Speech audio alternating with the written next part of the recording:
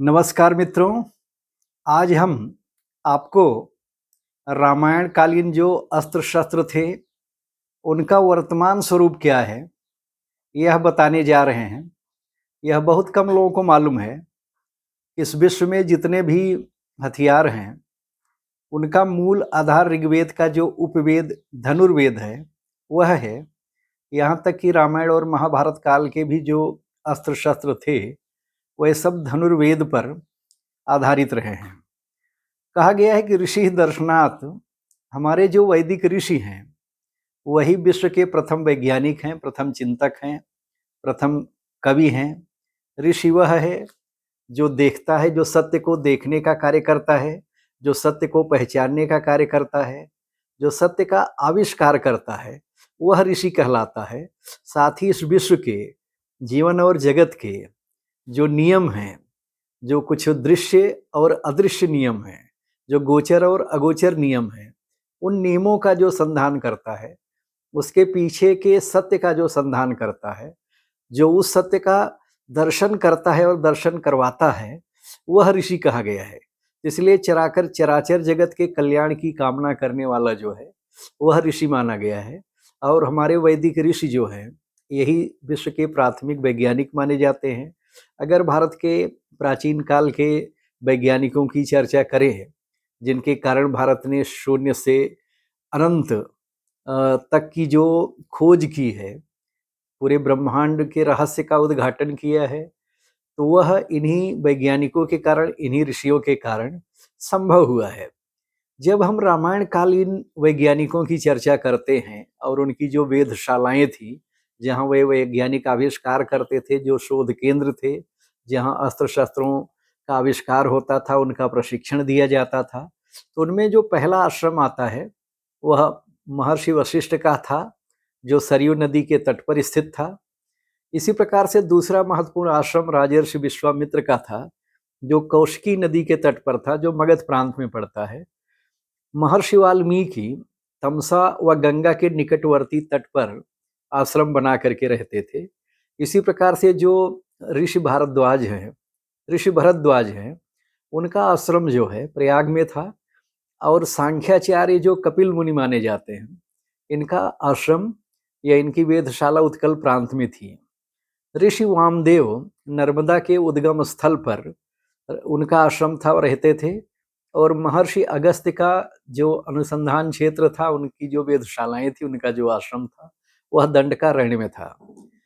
यह भी माना जाता है कि इस विश्व में परशुराम जो हैं, पहले धातु शास्त्री हैं, जिन्होंने लोहे के हथियार का प्रयोग किया। आप जानते हैं परशु या फरसा जो है, उनका मुख्य हथियार है। उस जमाने में रावण का जो स्वशुर मय दानव था, वह बहुत बड़ा वास्तुशास्त्री और कलाकार था, शिल्प शास्त्री था। आप कह सकते हैं कि उसी ने लंका नगरी का, अलकापुरी का निर्माण किया था। उसी ने पुष्पक विमान का भी निर्माण किया था। दूसरी महत्वपूर्ण बात यह है कि उस समय के वैज्ञानिकों में जो विश्वामित्र थे, ये प्रथम मिसाइल मैन माने जाते हैं विश्व के, जिन्होंने राम और लक्ष्मण को उस प्रकार की विद्या सिखाई जो किसी भी लक्ष्य को बहुत दूर से भेद सकता है। तुलसीदास ने लिखा है कि आयुध सर्व समर्पी कई प्रभु निज आश्रम आने, यानी वह राम को अपने आश्रम में ला करके सारे आयुध जो है समर्पित कर देते हैं। यह जो है उस जमाने की एक अलग स्थिति थी। आपने देखा होगा कि रामायण काल में जैसे नारद हैं, हनुमान हैं, और भी कई लोग थे जो अंतर्ग्रही यात्राएं करते थे, अंतरिक्ष यात्री थे, सूर्य तक चले जाते थे, ब्रह्मलोक, इंद्रलोक और शिवलोक, विष्णुलोक, कहीं भी आते जाते थे। तो पूरे ब्रह्मांड की यात्रा करने वाले कुछ यात्री थे, जो आज के अंतरिक्ष यात्रियों से जिनकी तुलना की जा सकती है।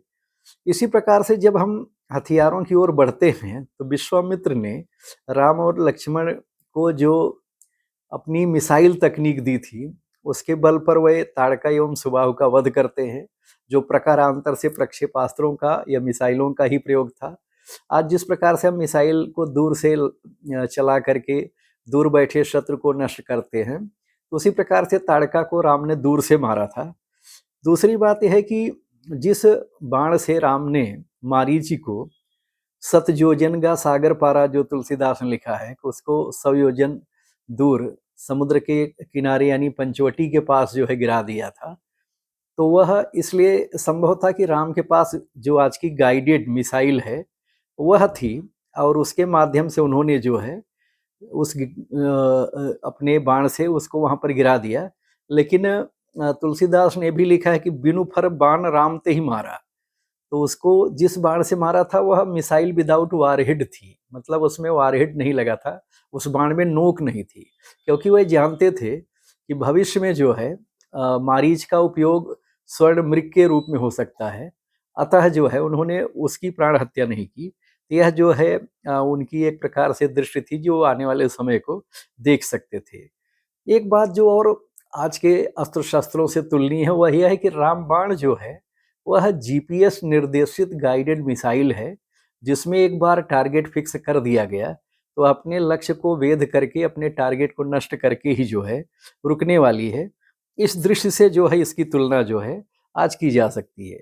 आपने देखा होगा कि रामायण के समय जब राम लक्ष्मण अगस्त्य ऋषि के आश्रम में जाते हैं तो अगस्त्य ऋषि जो है उस समय के बड़े वैज्ञानिक थे, वह राम को सारे दिव्यास्त्र देते हैं और यहाँ तक कि रावण जिस बाण से मरेगा वह भी देते हैं और एक ऐसा बाण देते हैं कि जिसके साथ एक शर्त थी कि जब आपके ऊपर प्राणों का संकट आ जाए, जब आपको लगे कि आपके बचने का कोई दूसरा मार्ग नहीं है, तभी उस बाण का प्रयोग कर सकते थे। तो एक ऐसा दिव्यास्त्र भी देते हैं, वह विशेष आपातकालीन स्थिति के लिए था। और बाद में आप जानते हैं कि शत्रुघ्न ने लवणासुर का वध जो है उसी बाण के माध्यम से किया था। तो यानी इस ढंग से अगस्त्य ऋषि कितने बड़े वैज्ञानिक थे आप अंदाज लगा सकते हैं।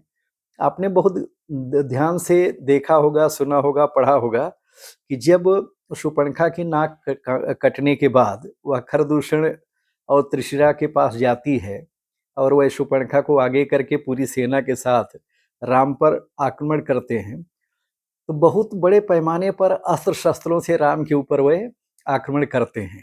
इसको आजकल जिसको हम अमेरिका के B-2 या B-52 बम की बमबारी, कारपेट बॉम्बिंग जिसको कहते हैं, वह कह सकते हैं या आप कह सकते हैं कि जो स्वार्म ड्रोन या थोक में एक साथ हजारों मिसाइलें आकर गिर रही है, तो उस प्रकार का हमला था। तुलसीदास ने भी लिखा है कि नाना बाहन नाना कारा, नाना युद्ध घर घोर अपारा, सावधान हुई धाये, ज्ञानी सबल आराती, लागे बरसन राम पर, अस्त्र शस्त्र बहुभांत।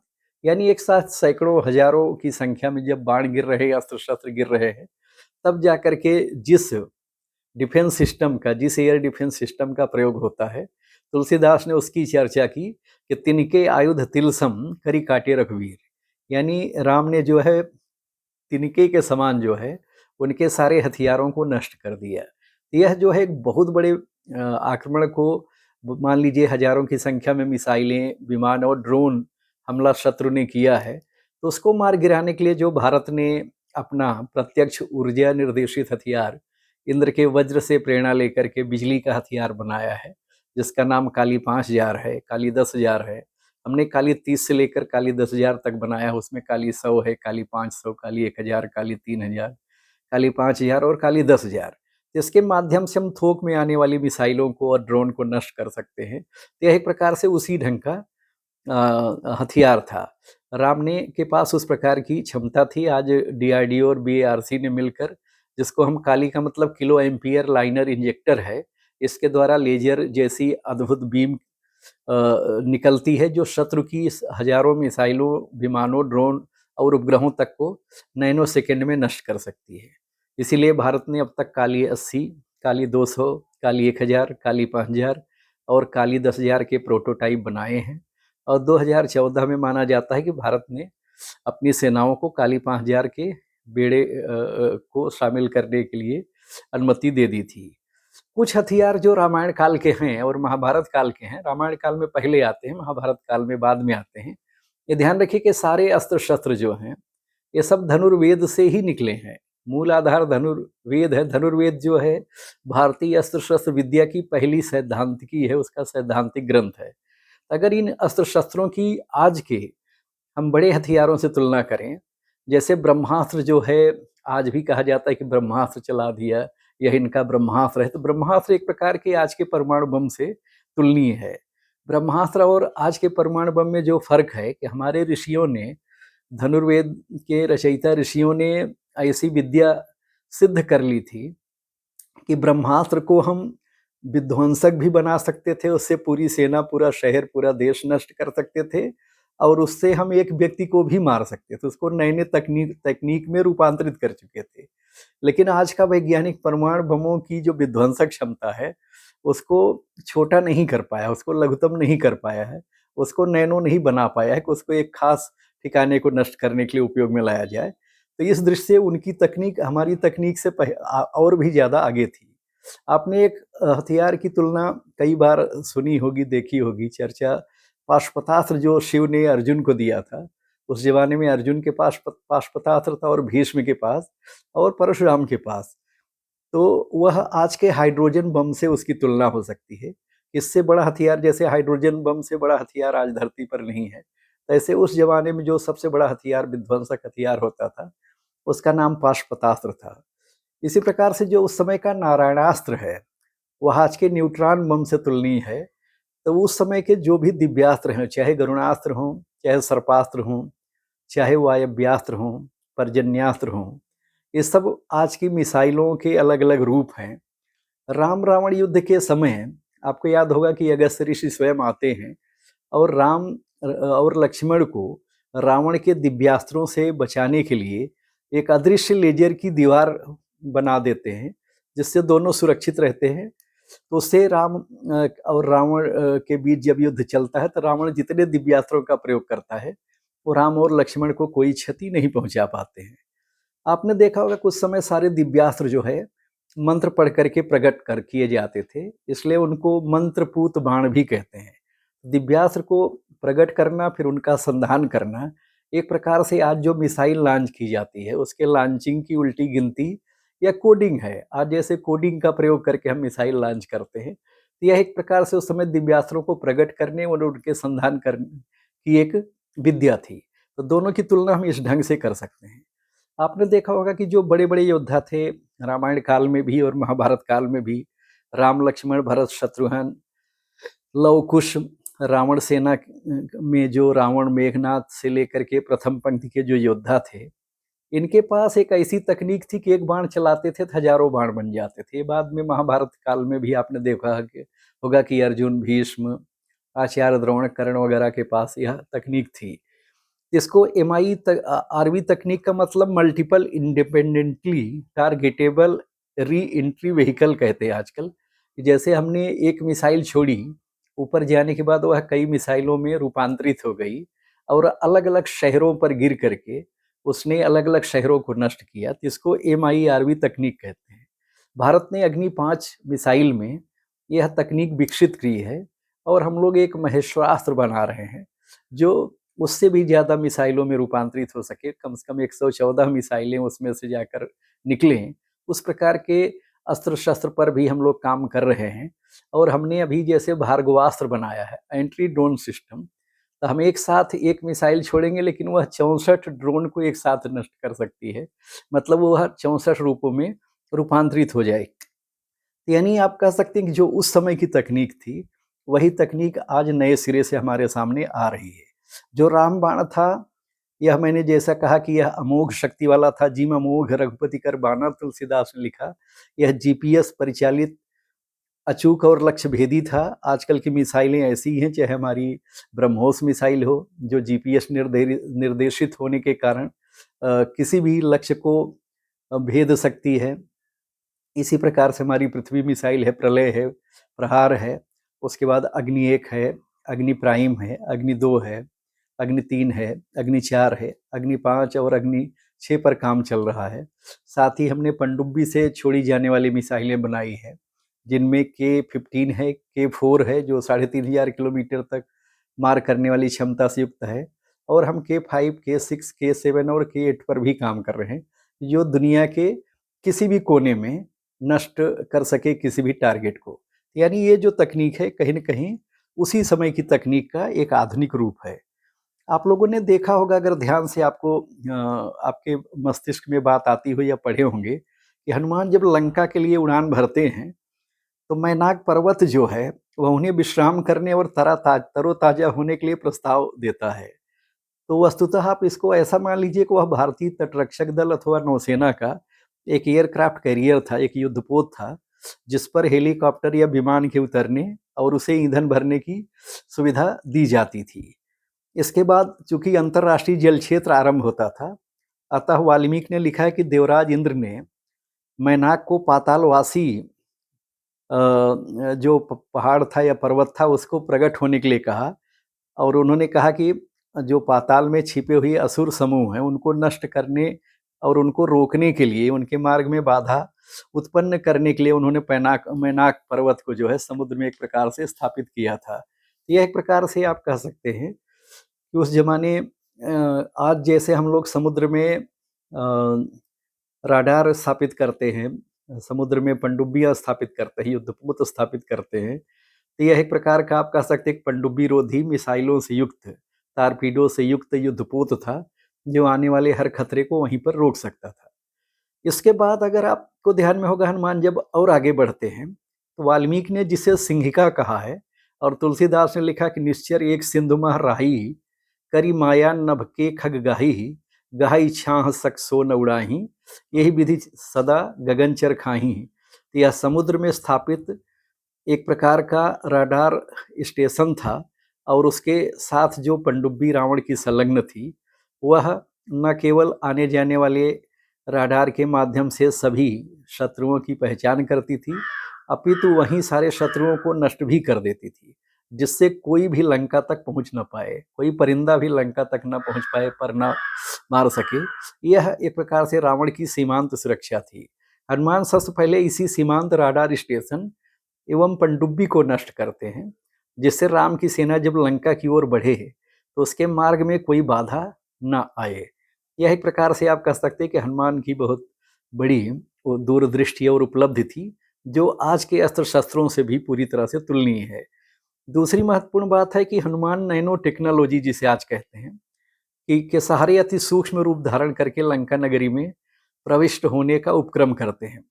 परंतु रावण के पास जो सुरक्षा दीवार थी वो लेजर की थी। तुलसीदास ने लिखा कि मशक समान रूप कपिधरी, यानी हनुमान जो है मच्छर का रूप धारण करके जाते हैं। वाल्मीकि ने इस लेजर दीवार को उस नगरी की अधिष्ठात्री देवी रावण पालित लंका कहा है। तुलसीदास ने उसे नाम लंकिनी एक निश्चरी सोकह चलिस मोहि निंदरी का प्रयोग किया है, यानी जो मच्छर जितने सूक्ष्म शत्रु को पकड़ लेने में सक्षम हो, ऐसी लेजर की दीवार थी। वह उस समय की लेटेस्ट तकनीक थी, और हनुमान जब उसको भेद देते हैं तब उस लंकिनी को भी एहसास हो जाता है कि उसके आगे की तकनीक आ चुकी है। अतः एक प्रकार से आप कह सकते हैं कि एंटी लेजर तकनीक भी जो है हनुमान के पास थी, जिसके लिए अभी हम लोग शोध कर रहे हैं, आज के वैज्ञानिक काम कर रहे हैं। युद्ध के समय आपने कई ऐसे प्रसंग देखे होंगे जहां पर मायावी युद्ध आपको नजर आता है, जहां पर आपको जैमर तकनीक का उपयोग नजर आता है। तो मेघनाद ने युद्ध के समय जैमर तकनीक का प्रयोग किया था, जिसके बाद कुछ दिखाई ही नहीं देता था, कुछ समझ में ही नहीं आता था। तुलसीदास ने लिखा कि कपि अकुलाने माया देखे, सबकर मरण बना यही लेखे, यानी जो सारे के सारे उस समय के वानर थे या उनकी वानरी सेना थी, वह जो है उस माया में जो है हतप्रभ हो जाती है कि कौन आक्रमण कर रहा है। यानी बालाकोट स्ट्राइक के समय भारतीय वायुसेना ने जैसे पाकिस्तान के राडार को जैमर तकनीक से जाम कर दिया था, और जब हमला करके हम लौट आए तभी उनको मालूम पड़ा कि भारतीय वायुसेना ने हमला किया है। तो और जब अगले दिन पाकिस्तानी वायुसेना ने जम्मू के ब्रिगेड पर आक्रमण किया था 27 फरवरी को, तो उन्होंने भी जैमर तकनीक का प्रयोग किया था, लेकिन भारतीय वायुसेना के पास एंटी जैमर तकनीक थी, जिसके कारण वह सफल नहीं हो पाए थे। तो उस समय राम के पास एंटी जैमर तकनीक थी।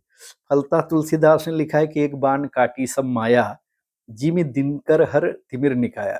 जैसे सूर्य के प्रकट होते ही सारा अंधकार गायब हो जाता है, वैसे राम ने उस जैमर एंटी जैमर तकनीक से उस जैमर के प्रभाव को नष्ट कर दिया। यानी ये जो है युद्ध का आधुनिकतम रूप है। आपको याद होगा कि उस जमाने में केवल एक ही विमान नहीं थे, अनेक विमान थे।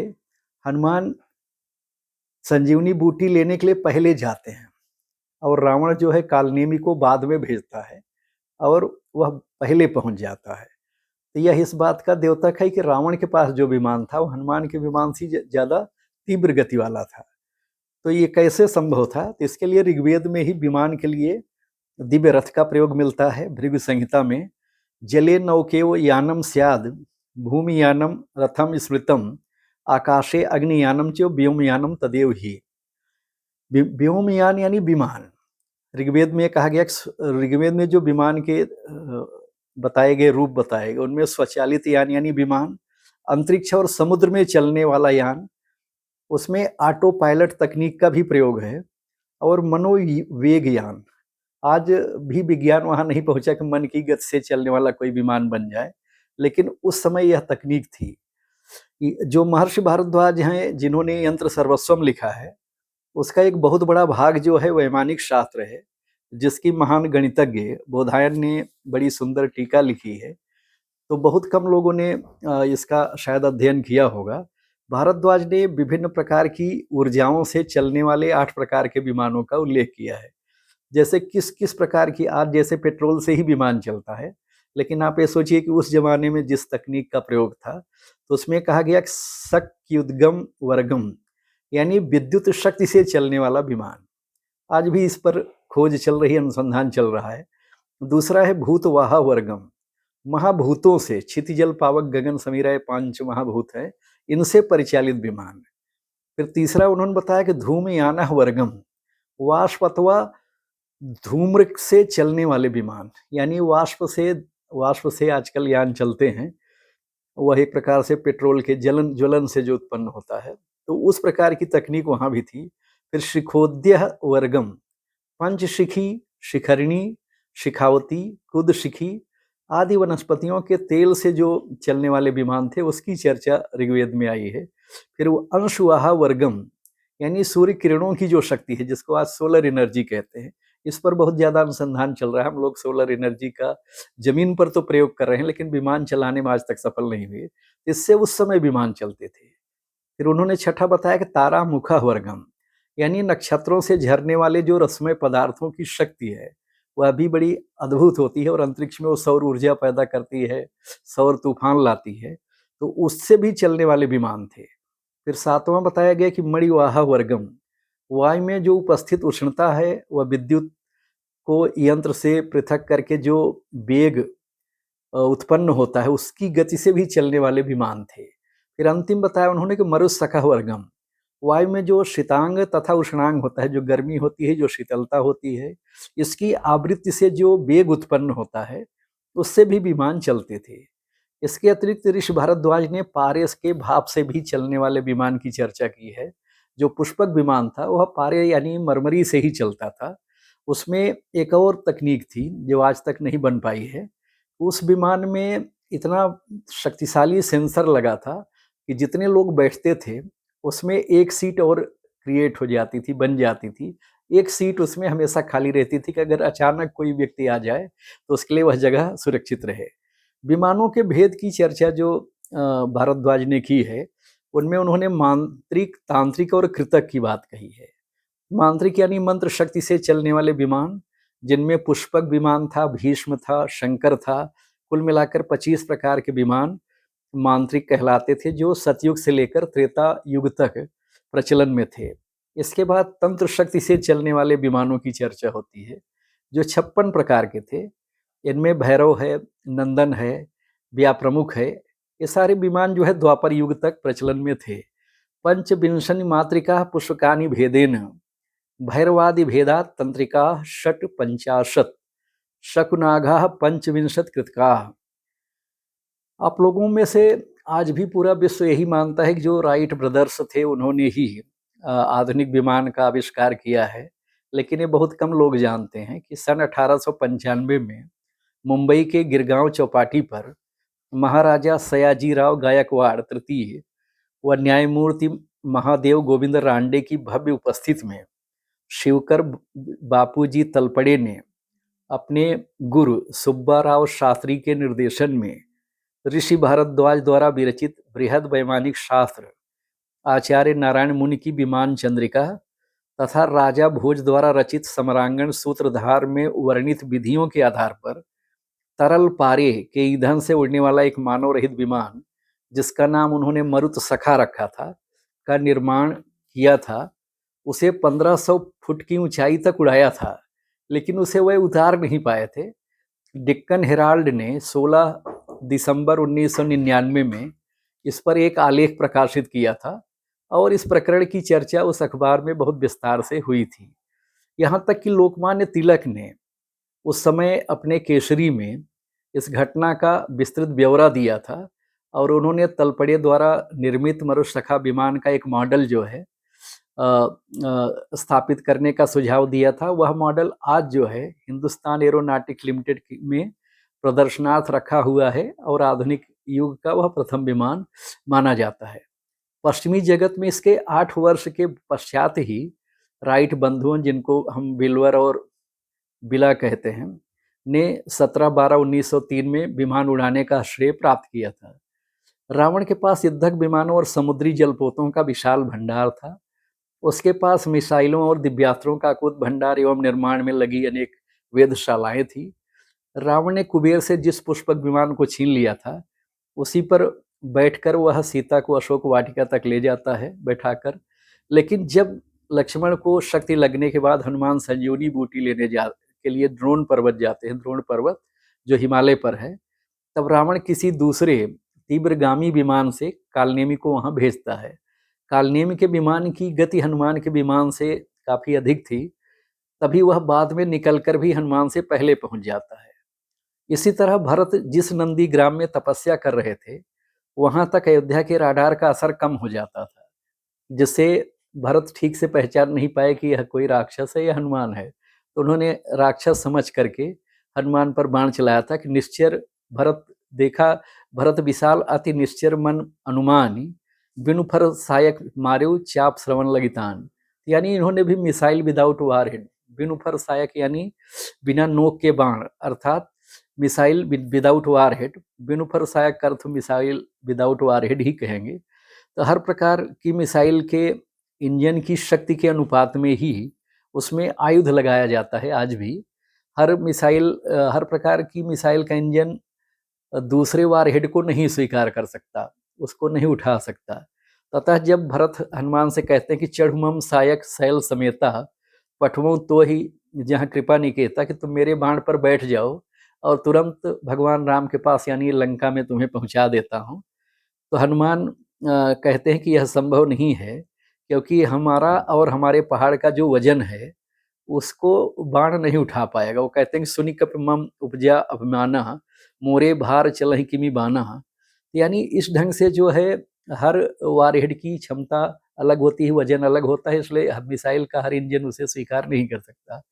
लक्ष्मण, मेघनाद और राम रावण युद्ध में युद्धक विमानों की जो डॉग फाइट होती है या बीवीआर मिसाइलों की जो लड़ाई होती है, उसकी चर्चा आप देख सकते हैं। इनके द्वारा छोड़े जाने वाले जो भी मिसाइल और एंटी मिसाइल सिस्टम है, उसको आज के हम इस पूरे सिस्टम से देख सकते हैं।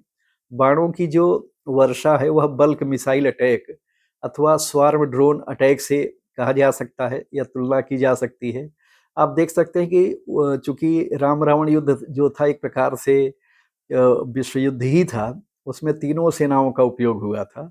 उसमें थल सेना पर तो लड़ ही रहे थे, वायुसेना के रूप में रावण और मेघनाद आकाश में चले जाते थे। फिर इंद्र को भी अपना रथ भेजना पड़ा राम की सहायता के लिए, तो आकाश में जो लड़ाई हुई तो उसको आप कह सकते हैं कि वायुसेना की लड़ाई है। इसी प्रकार से रावण ने अपने भाई अहिरावण को पाताल लोक यानी अमेरिका और बेटे नारंतक जो ऑस्ट्रेलिया न्यूजीलैंड के पास में था, उसको बुलवा करके इस युद्ध में शामिल करवाया, तो जो इसे विश्व युद्ध का रूप देता है, जिससे राक्षस जाति का सर्वनाश हो गया। साथ ही उनके वैज्ञानिक आविष्कार और उनकी वेधशालाएं भी नष्ट हो गई। राम ने यहाँ भी मर्यादा का निर्वाह करते हुए अयोध्या से कोई सहयोग नहीं लिया और अपने राष्ट्र का कोई नुकसान नहीं होने दिया। आज अमेरिका की रणनीति जो है राम की रणनीति से काफी मिलती जुलती है। जैसे राम ने अपनी धरती पर युद्ध नहीं लड़ा, शत्रु की धरती पर लड़ा, तो वैसे अमेरिका जो है दूसरे देशों की धरती पर युद्ध लड़ता है। वो अपने देश को इसी कारण से हर प्रकार से होने वाले नुकसान से बचा लेता है। तो मैं केवल ये कहना चाहता हूँ कि आज जो तकनीक है, यह तकनीक कहीं न कहीं धनुर्वेद और रामायण महाभारत काल से भी कुछ मामलों में भी काफ़ी पीछे है।